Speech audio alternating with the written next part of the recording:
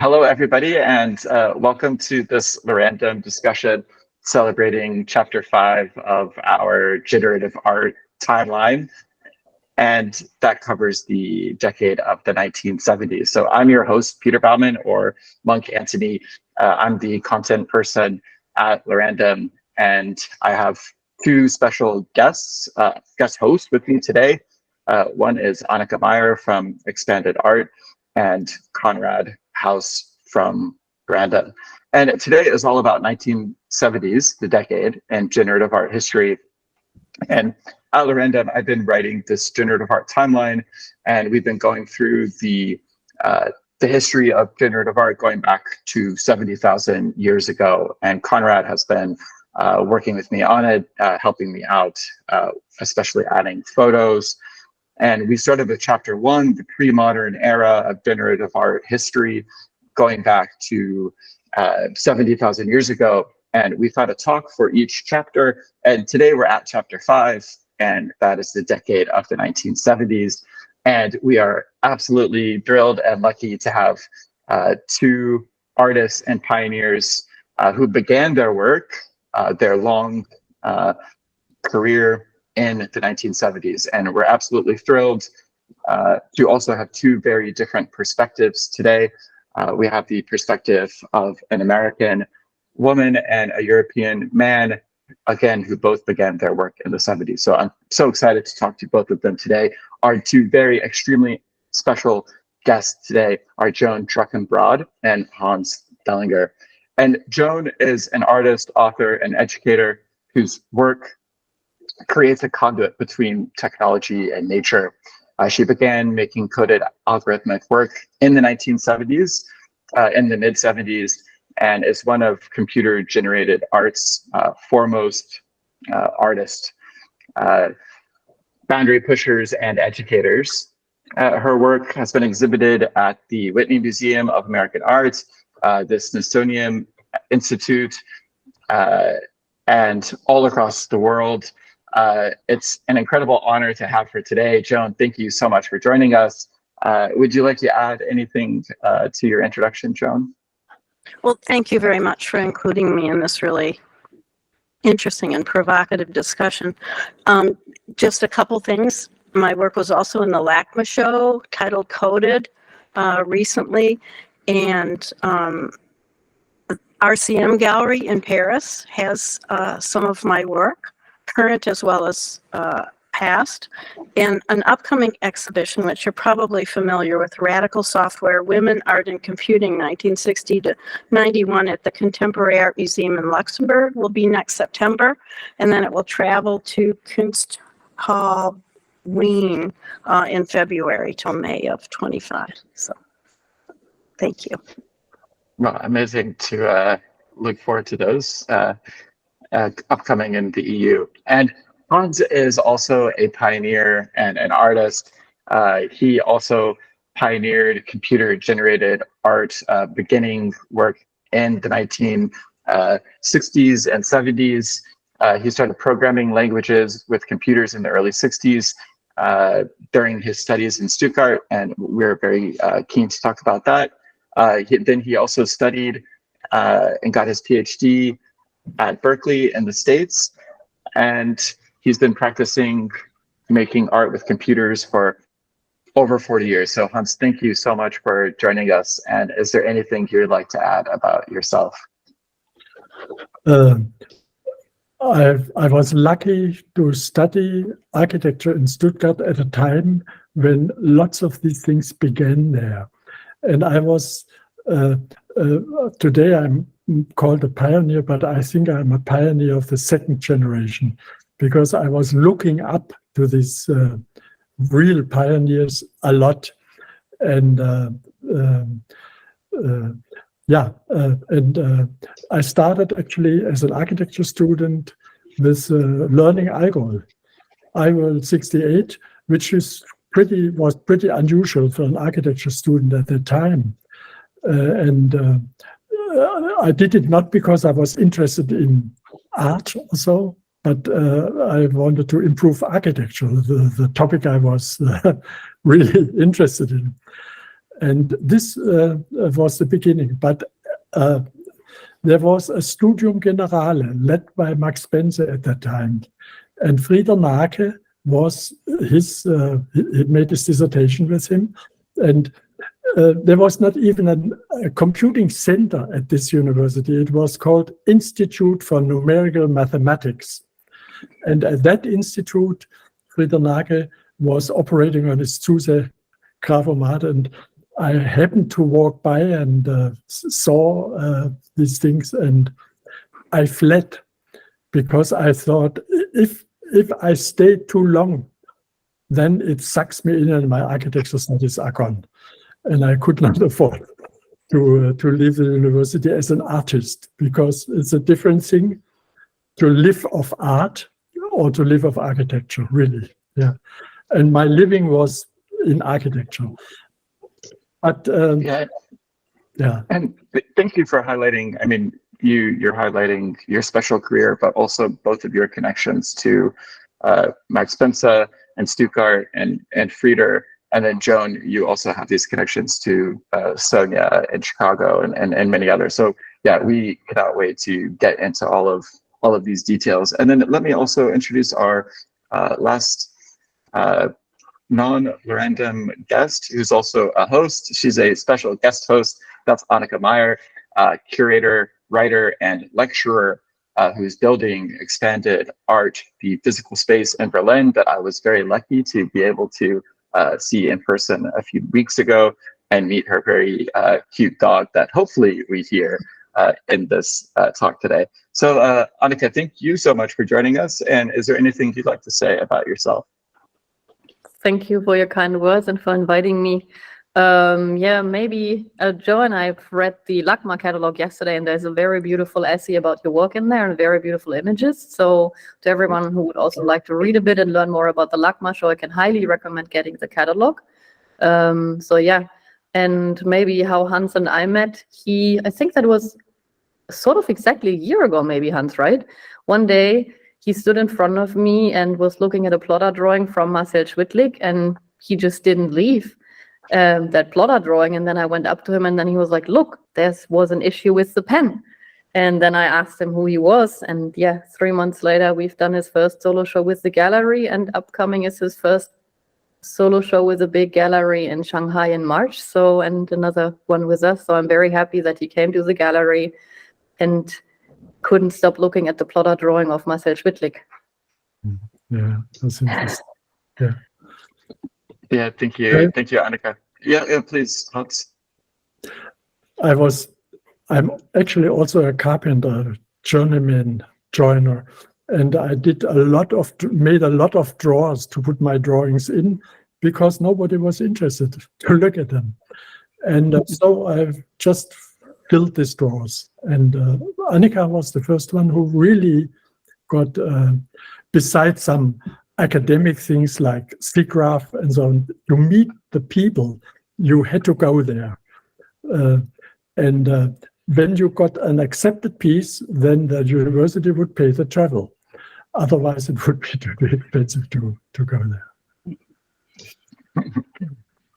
Yeah, that's always the goal. And then our last member of the talk today is Konrad Haus Nimokig, also from Lorandom. He is our collecting and research guru. So Konrad, how are you? Can you please tell us any more you'd like to say about yourself? Yeah, I don't think we need many more introductions.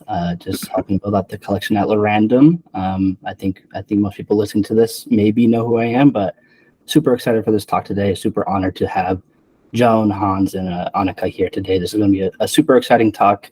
And maybe just to lay a bit of context before we kind of jump into some of these main questions, we can ask Peter and Annika a couple questions, maybe broadly about the 70s, starting with Peter.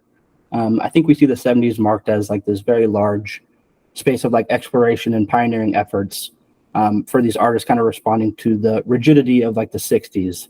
And it was also kind of this very challenging time because there's this waning optimism kind of from this burst of energy that we saw in the 60s, where a lot of people were paying attention to the 60s and what was happening with computer art. And then the 70s might have seen a bit of a dip. So it's kind of this constant struggle to continue to push this computer generative art movement, and then kind of continuing this forward practice of making sure that this practice doesn't die. So what can we learn more about this decade today, Peter? Yeah, just a couple of things. And I think that's a really good question. I mean, I think in terms of the response to that rigidity, I think that's one of the reasons why we're so pleased to have Joan on today, because that's exactly what her work demonstrated. And then in terms of that kind of waning optimism and kind of the pessimism of the 70s, and again, maybe Hans and Joan can speak about this as well, it kind of reminds me a bit of our time today, when we had a bit of a burst of energy earlier in the decade, and now we're kind of experiencing a little bit of a drawback in some of that optimism. So I'm wondering, maybe since there are some of these parallels, what we can learn from this decade that we can apply to today. Yeah, I think that's a great point. I think throughout all the decades, there's many parallels that we can draw to, like, kind of this reoccurring history that we come up Oh, with. no. And then I think we can switch it over to Annika. Maybe just starting with a very broad question, Annika, but what kind of sticks out most to you about the decade in the 70s? Like, maybe when you think about computer art and generative art at this time. I mean, the interesting part is that it's a very good question. No matter, I think, also at what decade we are looking when it comes to computer art, it's sort of like always the same discussions, no? The computer as a partner, then randomness, and basically how you can apply technology, and then the broader discussion. And that's what I guess also both artists we have with us here tonight is that no matter what decade we are in, artists had to fight for computer art to be accepted as art, or just broadly speaking, art created with technology. So yeah, I mean, reading the book maybe from Herbert W. Franke, which was he has been writing in the late 50s. I reread the book in 2022, and it read like it could have been written like just that year, because it's always the same discussion. And when we look at the work from the 70s, especially also the aesthetics, I think a lot of these things repeat itself now in this decade. I guess also Hans and Joan will tell us more about. She started working with textiles. That's also what a lot of artists do these days. So history sort of is repeating itself. So I'd be really excited. I'm really excited to hear more from Joan, where is he, by the way, and Hans. Yeah, I think Joan is having a couple of technical difficulties. She'll be rejoining us shortly, I'm sure. So because maybe Joan is having a technical challenge, maybe Annika, do you want to start with your first question for Hans? And then, yeah, Joan can join us so we can begin with questions for her at that time. Yeah, Hans, I've already mentioned that we've met each other a year ago at the gallery, at our gallery Expanded.art in Berlin. And then we, like on that day, I think we have started a conversation about you, also, how you see yourself. And I thought in the introduction that you would say, oh, I'm not an artist, but you didn't do that. And the cybernetic serendipity took place in 1968, and there was sort of like a big discussion, or it was just like a fact that like half of the artists in the exhibition, or half of the artworks in the exhibition, weren't coming from artists, because simply the people who had access to computers were scientists and mathematicians, so just people who don't have an artistic background, same as you. So I'd be interested to hear from you how you see yourself today. Do you still say I'm not an artist? My website is called Generative Art, so I guess I must be a little bit an artist today, or I could name myself that. But you mentioned the Scientific Serendipity Show, and actually when I arrived in Berkeley, by a lucky incident, I stumbled into the Exploratorium where the Scientific Serendipity Show just had arrived. And I spent a whole afternoon, single person, nobody else but me, in these rooms. It was not even totally unpacked yet, but I remembered my study time where pieces like running Cola is Africa was one of these things that was just kicking me out of my shoes. In how was it done? What is going to, what is happening there? And yeah, this show was really one important stone in my recognition of this entire field, I have to say. And I listened to a lecture by Jessia Reichert later in London someday, and it was it reconfirmed what I had felt already at that time, really.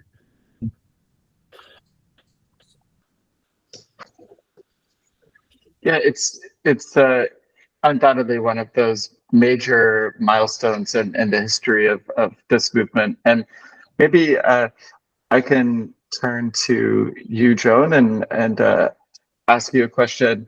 I'd like to start just about where you began working with computers. So I'd really like to just start kind of at the beginning. So you began working with computers and art, I believe, in 1975, and your motivation was, I believe, to kind of describe natural phenomena. And I'd be curious to know what inspired you to specifically work with computers and art at a time when they were so inaccessible. Peter, can you hear me? I think I'm frozen out, or can you hear me? Right now, yeah, we can hear you now. Okay, so I'll just continue, even though the video doesn't seem to be live. Actually, it was probably 74. I was teaching art, and my teaching assistant had started working with computers with an architectural person, and helping with a basic design class. We were studying symmetry operations, and he developed a program in Fortran using the plotter so that each student could design a module, and then we would have the computer process their imagery or their module and then draw out 20 different symmetry operations. So that was sort of, I guess, a lightning bolt for me, because through the process of 20 symmetry operations, you could see the visual dynamics shift radically, and that was pretty exciting. So in order for me to work with the computer, which I was at a university, so it was a large mainframe, but I had to take 2 semesters of Fortran programming, which I did, and then also developed algorithms and programs that were then used to create plotter drawings. But what was interesting to me was I felt an incredible freedom, that I wasn't locked into processes or final products of existing media. Like photography has its rules, printmaking has its rules, and so this for me was incredibly freeing, that I could do basically whatever I wanted. And at the same time, I discovered that that the programming allowed me to have access to invisible worlds, not like a microscope, but through mathematical descriptions that scientists had developed that described phenomena in the natural world that were invisible but palpable, like wind currents or light waves reflecting off of irregular surfaces. So using those mathematical formulas, I put them into algorithms, which then developed into programs and then had gone to the plotter for drawings. But I didn't work in a sequential way. For me, variables are like pebbles on the beach that shift and change every time the tide comes in and out. So I would create a series of drawings that were related. And then I still have a number or many rolls of these plotter drawings where they're related drawings, but they're not sequential. So in a way they were generative, but not in a sequential way where I went from 1 to 2 to 3 to 4. So that was really invigorating for me. Do you want me to go on to the textiles or? Well, Hubs, is there anything that resonates there that you'd like to respond to?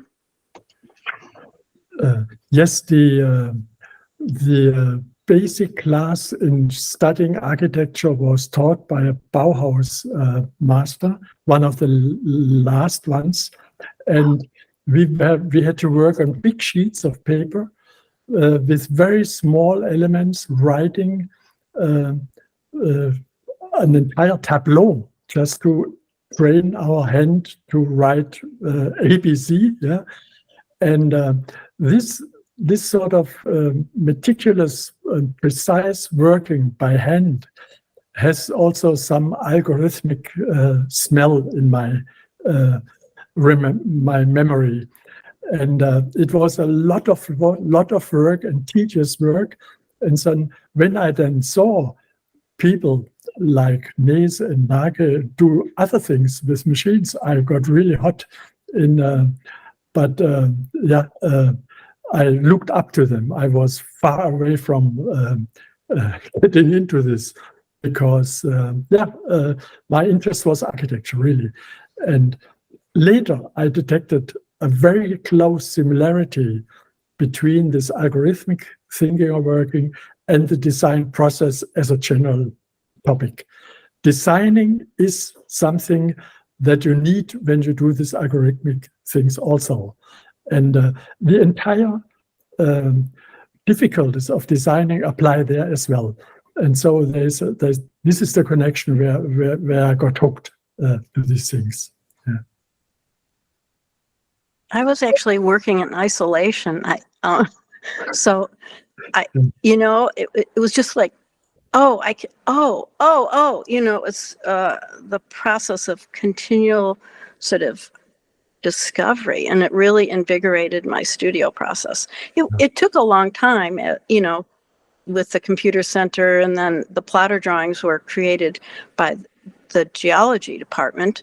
And so there was this interface across the university, and I could not convince the geography or the geography department, I guess, to use different line widths. So most of the pen drawings, the plotter drawings, are the same line width. And I also could not convince them to use color and, articulate different aspects of a particular drawing using color. So what I did to create color was I created a series, 2 or 3 or 4 related drawings, and then I used color xerography, and each of those drawings was printed on a Xerox machine in a specific color on a transparency, and then they were overlaid. So I would have drawings with 2 colors or 3 colors or 4 colors, and they were plotter drawings, but they were created in color using color xerography. So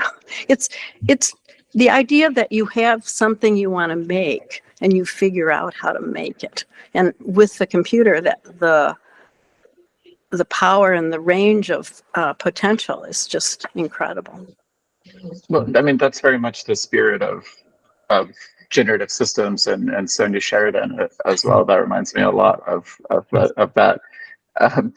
And yeah, I love that. Since you were working in isolation, Joan, what did those other scientists think of you? Like, what did they think you were doing? I mean, what was their reaction to what you were doing, making, quote unquote art with these machines? They probably thought I wasn't making anything meaningful, right? But I didn't have any. I wasn't paying attention to them. I just had these things I needed to do, and these things I needed to make, and these drawings I needed to explore.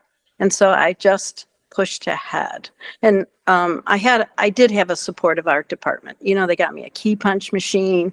They paid for the computer time. They paid for the plotting time and the plotter drawings. So I in that way, I was very lucky. And I was lucky that I was at a university and had access to, I never saw the computer, right? Exactly, yeah. That's an interesting point.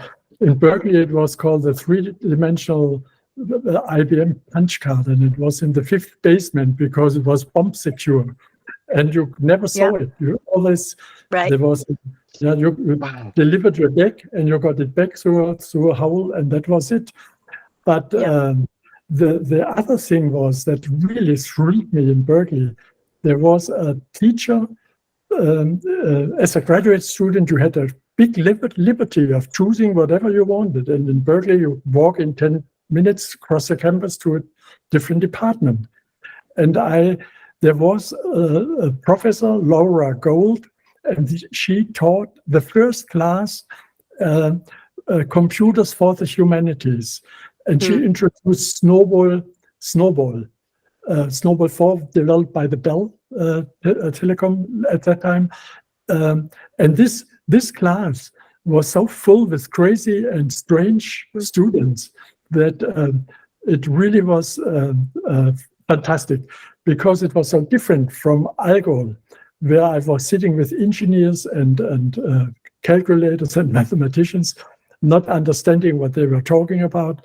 But in this class, and years later, I gave a talk in Denver on a conference, and at the end, I was asked, "What computing language do you use?" And I said, I'm still using Snowball 4. And the entire audience started to laugh. And I was shocked, because I thought, why are they laughing? You can do many things with this thing. And then I thought I have to ask them back a question they cannot answer, honestly. And I asked, do you have a computer language on your laptop or machine that is running since 30 years without a change? Silence. Yeah. So much to computing and strange approaches to this area where you could do things you have never dreamed of before, really. Yeah. And also, I might add, just that we didn't see the imagery we were creating. There was no monitor. Yes. And so the experimental process was envisioned, and sometimes it corresponded to what the plotter drew out, and sometimes it didn't. So I think that was part of the excitement, because some of those the unexpected drawings, moved you in new directions. So, and mistakes also moved you in new directions. Yeah. Interesting. Yeah. Pretty similar what I experienced in this entire distance of It's reassuring that you talk about the same problems, because when I later got a job at an art school as a professor in design, only artists around me, I said, and where are the computers? Art doesn't need computers. Well, I would think we should need them. We should train the students. And then I looked for people around me, and there were none in the art school. And finally, I got a little bit money, and we bought some. But it was a hostile environment against these things that came out of a computer. It was not considered respectful to the topic of art. Yeah, it has Totally. changed completely, I think. And maybe today Yes. we are in the same position with the KI coming up. When we started with the computers, nobody, even the experts, I believe, could expect that the speed with which they developed and changed. And maybe the same will happen with the new stuff that comes out of the AI or KI or what you call it. Yeah. We don't know. Yeah. And I think we underestimated, probably as we did years ago, decades ago. And Hans, you've just said that when you first saw Frida Nake working with plotter drawings, you were excited. You actually were so excited that you thought you'd better stay away from it. So what in the end made you start working with plotters? And when you started working with plotter drawings and computers and code, what what were your, because you also have a background in architecture, right? So what were the topics that interested you, and were you also coming, like looking at, I don't know, the history of abstract art and concept art and so on? I think it was to me clear that there is a contribution of this field to art in general. And no matter if the colleagues around me would accept this or not. So I just worked with people who were open to this. And we started with small exercises. We got computers for the art school, and we made a lecture series open to the public. It was called Computer in der Kunsthochschule, Computers at an Art School. And we invited people that were pretty unknown at that time. Peter Weibel, who later became director of ZK. People that were open to these things. And it developed, and at a certain point,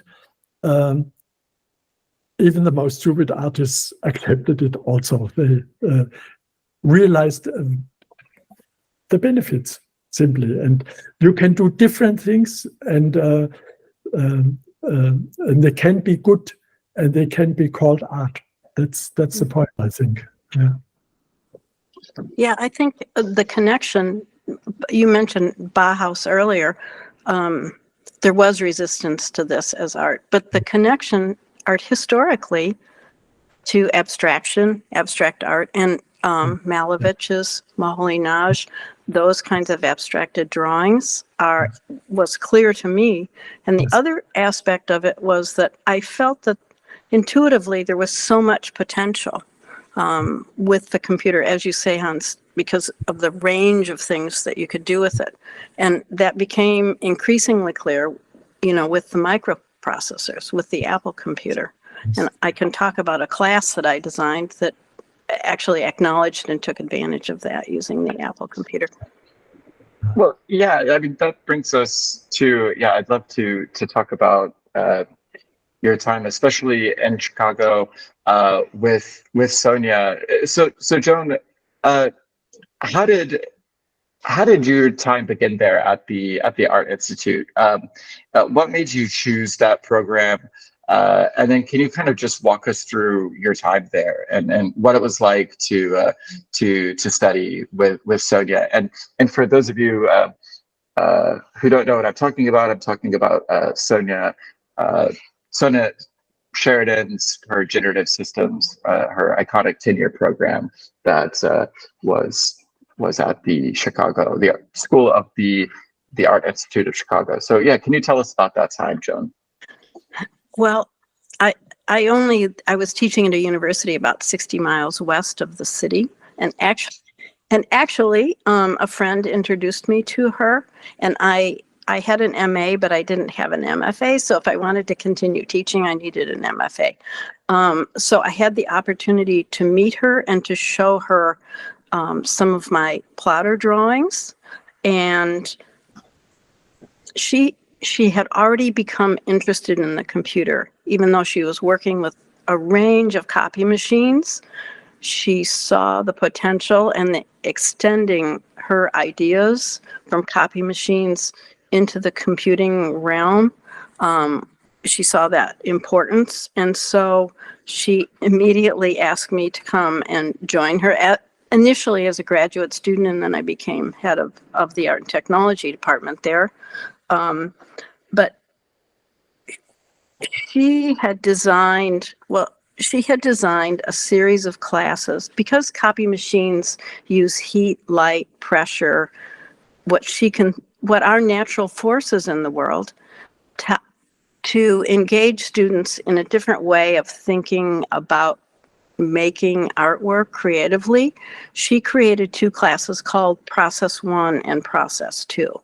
And what they were was using natural forces like light, pressure, heat, magnetics or magnetism to make images. So it became totally experimental. And, we spent the studio days experimenting and exploring different ideas. And so then she asked me to teach those classes so she was a one-person department. So when I was there, I could support her vision and allow her to do other things with undergrads as well as graduate students. So I began teaching those classes, in which case we analyzed the processes and then used different aspects of them to make images. And working alongside of her, not always knowing what was coming next. She's very inspiring. She's magical. She's mystical, really. So it was a very lively and dynamic environment working with her. And then I went on to do the textiles there. I had obtained an Apple II computer on a grant, and when I was at the university, and so they sent me one in a box, and so that allowed me to develop curriculum, the first course that I also then that I taught at the university, and then I taught at the Art Institute. This idea that there's potential with the computer to make different forms, and the other interesting aspect is the artist makes the form. The media doesn't make the form. It gives the artist the freedom to envision what form. Is it going to be sound? Is it going to be sculptural with 3D printing? Is it going to be a drawing? Is it going to be animation? So I had a class called Creative Computer Imaging that we went through the processes of visual imaging, and this was using the Apple IIe and the video digitizer. I forgot the name of it, Microtech maybe.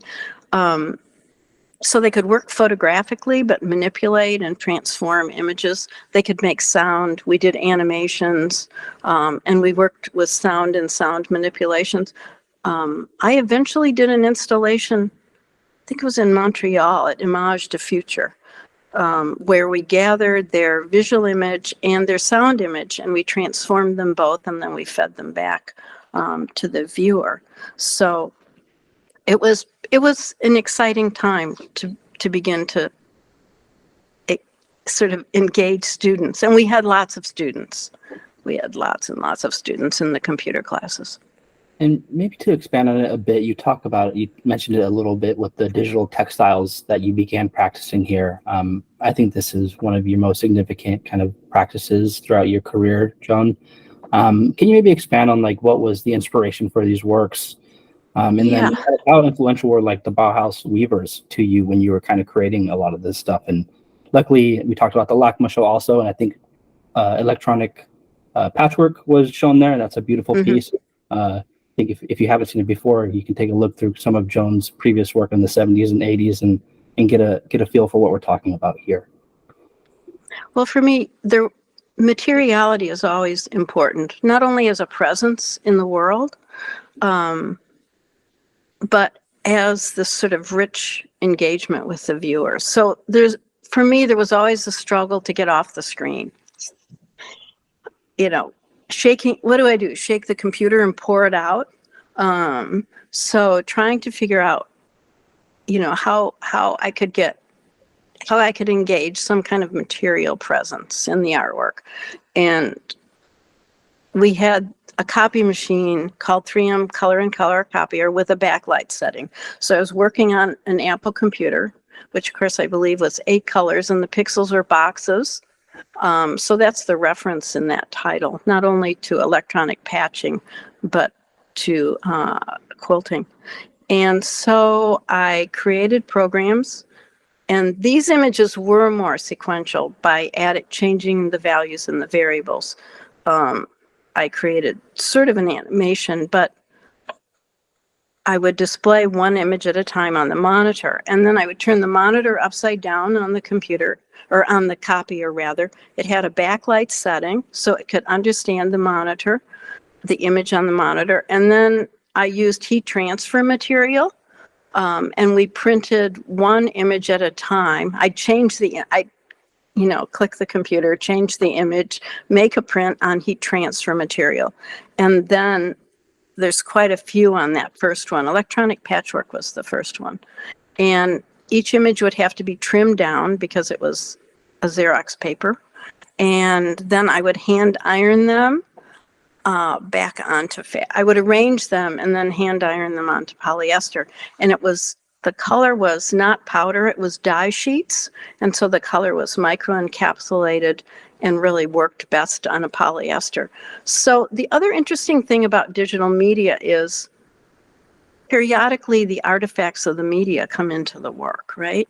So when you turn a monitor upside down on the copy machine, sometimes the color migrated, and so that it just became part of the process. And because they were hand ironed back onto fabric, once in a while, the iron image would be in the work. But interesting to me, because the hand was actually in the work. The artist's hand was in the work. And to just sort of jump on that, so I did do a series of those. They're all in collections currently. I loved Annie Alber's weaving because her interest in mathematics, not only in creating regularity in her patterns, but in creating irregularity. And for me, that was really important. And I didn't have the opportunity to weave, but I now have a digital loom.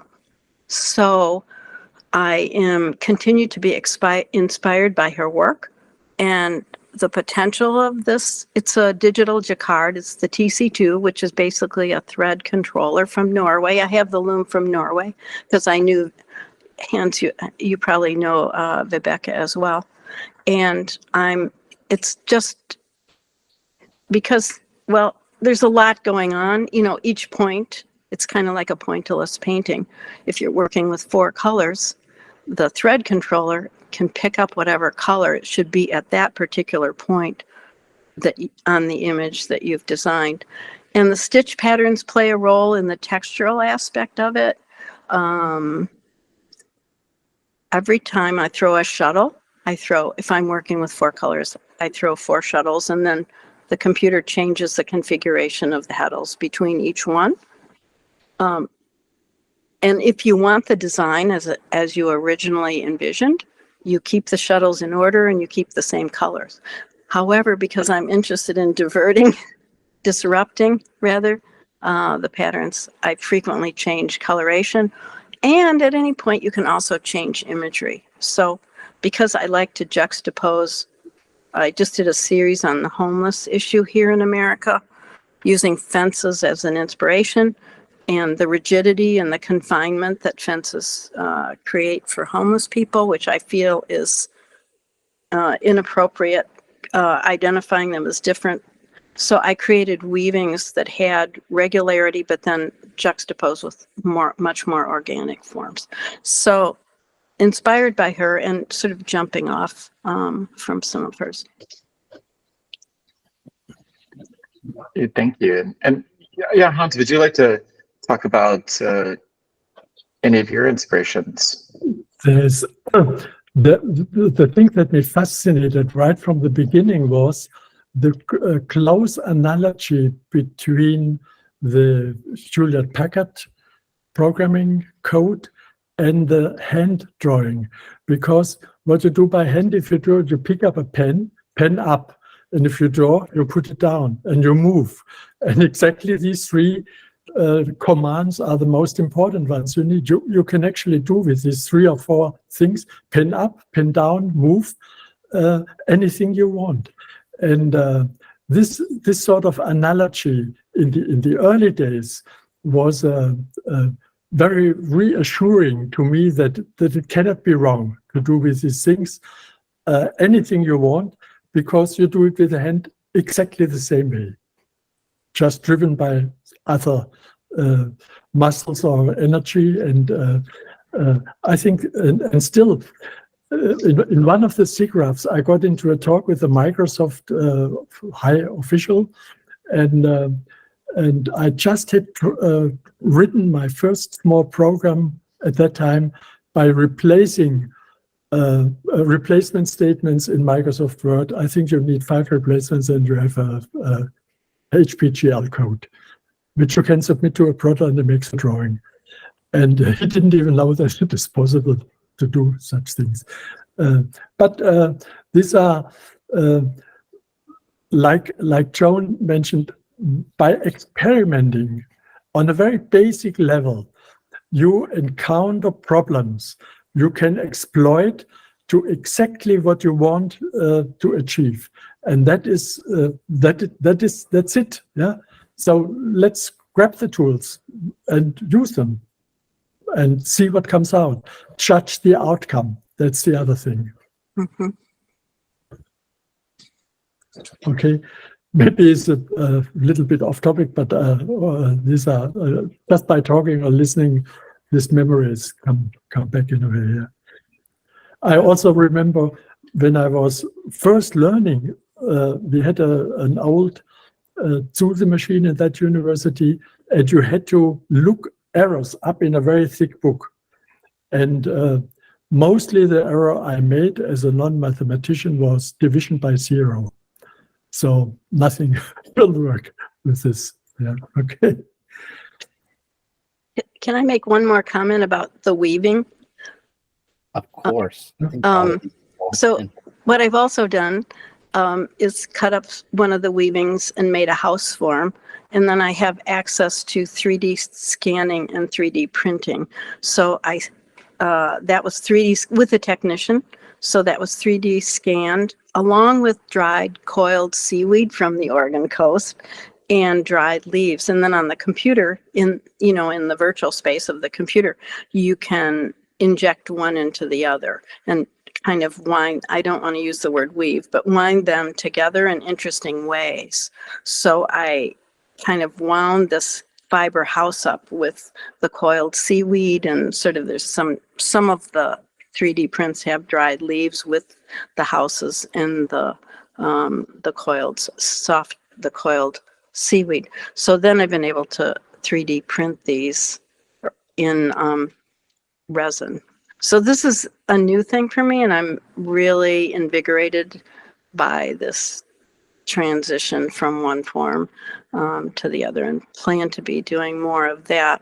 I've also been able to do a laser embossing of an intermediate pattern of the imagery, the grayscale imagery that gets translated to the computer. So there's this on acrylic. So there's this laser embossing that goes along with the weaving that you'd never imagine the connection, but it's very curious and very interesting to me because the gray values determine the depth at which the laser embosses the surface. So anyway.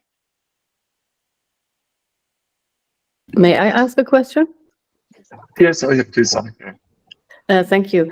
So both of you were dealing sort of with the same issues, I mean, broadly speaking, and you lived basically at Hans was also in Berkeley, but Hans, you studied in Stuttgart, and you were, for example, you told me you were looking up to Herbert W. Franke. So how important was it back then to know what other artists were doing, maybe in America? Were you looking at artists, what are artists doing in Europe, and the other way around?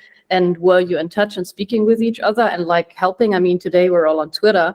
This will be broadcasted or shown later on Twitter. So it's super easy for all of us to exchange and solve issues. How was it back then without Twitter or email? The work of Herbert W. Franke was very familiar to me because what he did was applying a generative system to produce outputs which I found interesting. And it was not a traditional art process behind this. And this was, Benze coined this term aesthetic event to avoid the art issue. We don't make art, we don't want to talk about art, we produce singular aesthetic events. And that's exactly what Franke did. And I was fascinated by these things. And actually, very much later, when I think I wrote him a Christmas card, which I had designed, and he answered back, and I found this letter recently. He said, "Thank you for your nice drawing. It's interesting. Is there more of it?" Question mark. And I was very surprised to find this in one of my drawings recently. Yeah, interesting. Yes, Herbert W. Franke, although in his major work, not a computer driven guy, but analog working in a way, like Heinrich Heidersberger also. He's another one in that direction. Yeah, working with light, with a light point on a self-constructed camera in a machine and making this fantastic things. Okay, maybe today people are still around that mix this up and not use only computers, but use other different mechanisms. Algorithms can be driven by many things. It doesn't need mathematics. It doesn't need to be mathematics. Okay. Does it answer your question in a way? Yeah. Yeah, thank you. Joan, would you also like to reply? Sure. Once there started to be conferences, of course, we met each other. But my first connection was with Ruth Levitt. There was a conference, I think it was in Toronto, on humanities and computers, and there's a book, and I can't tell you the year, but Ruth Levitt was there, and we just immediately connected and began to share ideas. And then also in Chicago, there were another group of artists. Eventually, we all began to, everybody was working so individually. I'm not sure that we influenced each other, but there were resources. In my case, in Chicago, at the Art Institute, there were other programmers eventually. Steve Wilson was there. John Dunn developed the painting program. And then at University of Illinois, Chicago campus, Dan Sandine and Tom DeFonte, and actually Copper Gillith was there. So, yeah, there was a community, I think, sometimes competitive, shall we say, and other times not. And then the ICEA conferences, I remember being in Utrecht and learning about expanding my knowledge of other artists working in those areas. I can really only reinforce what you said by adding my experiences. This international conference, may it be ICEA or SIGGRAPH or Bridges or any of those which I attended many times as a teacher also. And you met people who were interested in similar topics, and this was utmost inspiring to me. And it was always a challenge to produce a small piece which got accepted so you could apply for the travel money to get there. Yeah, this was always an issue because Los Angeles is quite a trip from here. And yeah. And I remember also in Italy, we had this generative art conference, I think with Celestino Zoddu. It is the 26th issue this year happened there. In the beginning, I was many years, and I remember vivid discussions among colleagues. What is generative art? What makes a generative kernel? What is generative? What are generative algorithms? Is there a definition and so on? And I think one of the most popular definitions came out of these conferences anyway. Yeah. So I'm grateful that we have educational institutions that allow teachers or people at the university, students as well, to go there, meet colleagues, discuss things, and go back home with a bag full of inspiration, really. Yeah, I'm really happy that you brought up those international organizations, those international events, because they really did start in the 1970s. The first Ars Electronica, which Franco was involved with, that started in the 70s. And Hans, did you ever participate in any of those Ars Electronica events? No, I was never in the Ars Electronica because I always regarded it as a very high level of and you had to really work hard to get. And I simply didn't have the time to do. This is many of my colleagues at the art school never realized what I was doing and with what I was filling these drawers because they were not interested. And but it didn't bother me. Yeah, I had my pleasure, and the colleagues that and very, very interesting students. Once you gave them the computers, which was my responsibility as a teacher to get the money to buy the computers for the university, then they started doing things I enjoyed a lot also. So a great to be in a teaching position is a privilege. Yeah, because you have young people around you. And in this art school I was teaching, we had 400 applications a year, and we took 20. Yeah? And it has changed because it is obscene, I think. If there are so many people that want to study art, they should give them the opportunity, not only narrow it down. Yeah. Do you see that same demand, Joan, and when you were also in education for so many years? Oh, yeah. Initially I started with a Saturday class so professionals could come in. And it was, we filled the class immediately, and I think we taught a second section. And then we started a class on the small Macintosh, the little for graphic designers. And that was also on Saturday. And we were sitting, it was a large class, maybe 20, 22. And we were all sitting around one little Macintosh. And the dean came down on that Saturday, and the students just almost accosted him. It's like, we need more Macintoshes. And so on Monday, he called me and he said, order more. So the students became, had a lot of power. And then we expanded the curriculum. It included animation and programming. And then I had classes more concept-based, like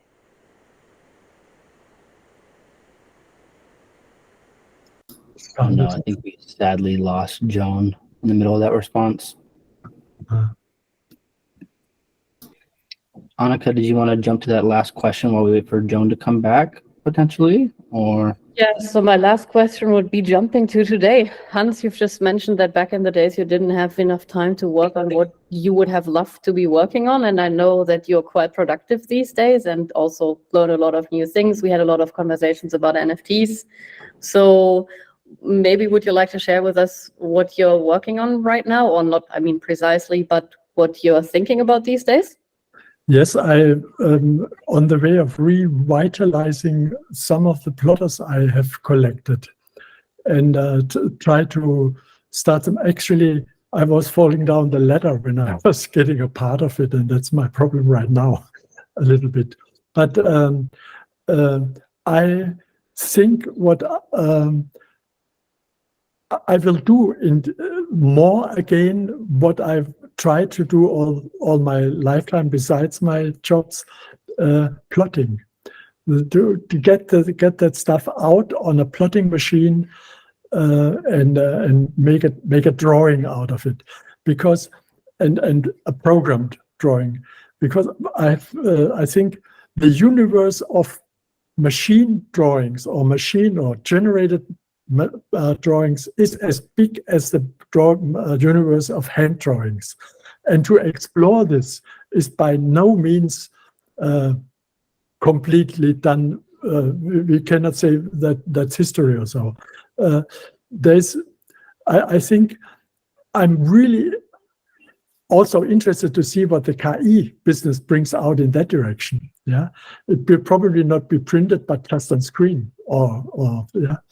Anyway, to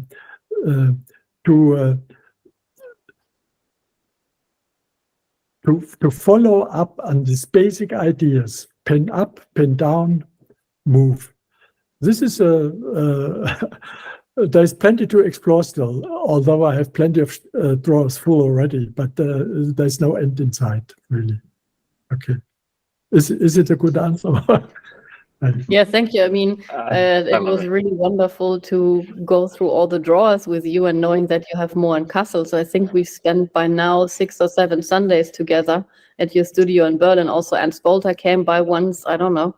I enjoy going to visit your studio on a Sunday and go through drawers for 4 to 6 to 8 hours. Yeah, my favorite Sunday activity. Yeah, okay. Thank you. I can build new ones because I'm a very good drawer builder also. I can build this furniture, no problem, and I can fill them. But Wonderful. I'm near 85 now, and okay. Thank you. you. Stay away from Yeah. letters, Hans. That we need to go on many walks in many different cities all over the world. I think next Yes. up Paris and then Shanghai. We both are big walkers. We enjoy walking everywhere. So we're really looking forward to walking around the world in different cities. Yeah. So Joan, For another 80 Back. years. Hi, welcome back, Joan. I can't No see worries. anybody, but I can Can you hear respond. us? Can you hear us? Yeah, Emily? we can. Yes, I can hear you. Yes. Awesome. Sorry. No, you're totally good. It's No worries at all. I it's think okay. Go ahead, Peter. You can finish it. Yeah, I think Conrad was just going to say that we're just about to wrap up. Joan, do you have any closing thoughts as we kind of finish our talk tonight? Well, I just want to relay one sort of funny event. After I had gone to the Art Institute to become department chair of art and technology, which was in the basement, and the school is 4 stories high. This is the school of the Art Institute of Chicago. And on the 4th floor is the painting department. So one day, and the cafe was on the 3rd floor. So one day I was in the elevator with a painter who was a good friend of mine. I won't mention his name, but and he's covered in paint. And he says to me, "You know, Joan, you'll never be able to make art with a computer. You don't have paint on your hands." So we of course have proven him wrong. It's still a really exciting field for me.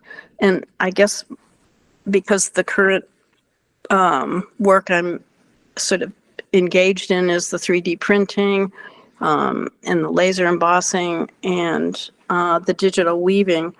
And of course, it's not limited. And thinking about early on, there was a misunderstanding in terms of the role of the computer. It was not clear to people that the artist had really created the work using the computer. However, today, I think there's more of an environment of collaboration between the artist and the computer. And so it's much more understood. But I feel that this collaboration that we are pushing, and many other people, of course, with AI, et cetera, that this is a really valuable direction, and it's going to produce some really incredible artworks in the coming future. So good. And I just want to, before we wrap up, say thank you again for everybody on joining. It's been great to hear so many of these great anecdotes and little information bits that we don't get to hear anywhere else. It's also great to hear that you guys are kind of both still exploring a lot of processes, and especially Joan with like 3D printing and embossing. It kind of mentions what Hans says, like these procedural and generative systems can be applied kind of anywhere you want them to be. Allowing like randomness in your practice and allowing like this emergence to really inspire you to explore new avenues is really awesome to hear. So thank you all for joining and giving so much great information. I'll let Peter take it away. No, I think that's the perfect kind of way to end it, Conrad. And yeah, I'd just like to say thank you to Joan and thank you to Hans and Annika for joining us. And this was such a fun conversation. I mean, Joan, I'm such a big fan of your work, and Hans as well. I love talking about history, and who better than you two. So thank you both so much, and I really enjoyed it. Thank you so much for including me. I really enjoyed talking with all of you. Thank you. Keep on going, Joan. Thank you. Thanks, guys.